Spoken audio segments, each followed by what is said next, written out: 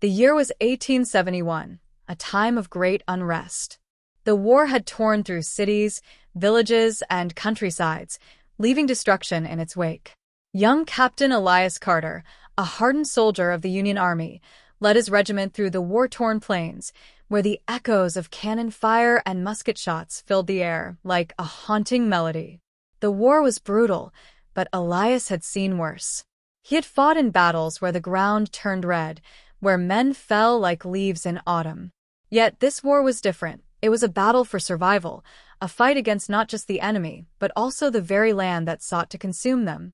The orders were clear. Hold the line at Fort Ashmore, deep in enemy territory. The fort, built on the ruins of an old colonial outpost, was a strategic stronghold. If it fell, the enemy would march uncontested into the heart of the nation. It was a battle they could not afford to lose. Chapter 2. Into the Inferno. The march to the fort was treacherous. The soldiers waded through rivers, trudged through thick forests, and climbed rocky terrain. Each step was accompanied by the distant thunder of battle.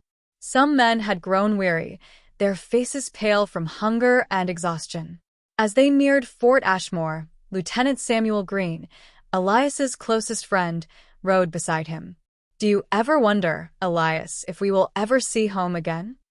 Samuel asked. Elias clenched his jaw. "Home is where the war takes us now, Samuel. But we must win this fight if we ever hope to return." By nightfall, they reached the fort. The sight before them was grim. Bodies of fallen soldiers lay scattered, their weapons still clutched in lifeless hands. The enemy had already begun their siege. Smoke curled into the night sky from burning wagons and shattered barricades. "Man the walls! Prepare for battle!" Elias roared, his voice cutting through the chaos. The soldiers scrambled into position, muskets and cannons aimed at the enemy camp below. 1,000 enemy troops stood ready, their banners waving in the cold wind. The battle was imminent. Chapter 3. The First Attack. At dawn, the enemy attacked. They came like a relentless tide, storming the walls with rifles, bayonets, and sheer determination. Gunfire cracked through the air, explosions rocked the earth, and the screams of the wounded filled the battlefield. Elias stood firm at the front lines, his sword gleaming as he led his men in repelling the attack. Samuel fought beside him, fending off wave after wave of enemy soldiers. The battle turned into a desperate struggle, with the defenders pushing back every assault. Amidst the bloodshed, a young soldier, Private Jonathan Hayes, clutched his bleeding arm, his face contorted in pain. "Hold on, Hayes," Elias shouted, dragging him to safety behind the barricades. The field surgeon worked frantically, tying bandages as more wounded poured in. As the battle raged on, Elias caught sight of the enemy commander, General Wilhelm Krauss, orchestrating the attack from a hilltop. If they could take him out, they might cripple the enemy's advance. "Samuel, we need to take that hill," Elias ordered. With a small force, they launched a daring counterattack, breaking through enemy lines and climbing the hill under heavy fire.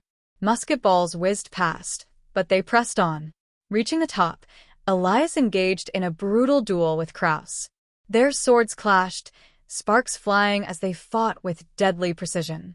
At last, Elias delivered the final blow, sending Krauss tumbling to the ground. The enemy, leaderless and demoralized, began to retreat. Chapter 4. The Cost of Victory. The battle was won, but the cost was great. Half of Elias's men lay dead or wounded. The fort stood, battered but unbroken. As the sun set, Elias stood among the fallen, his heart heavy. War had claimed so many lives, and yet it was not over. He knew more battles awaited, more sacrifices to be made. Samuel placed a hand on his shoulder. "We held the line, Elias. We did what we had to."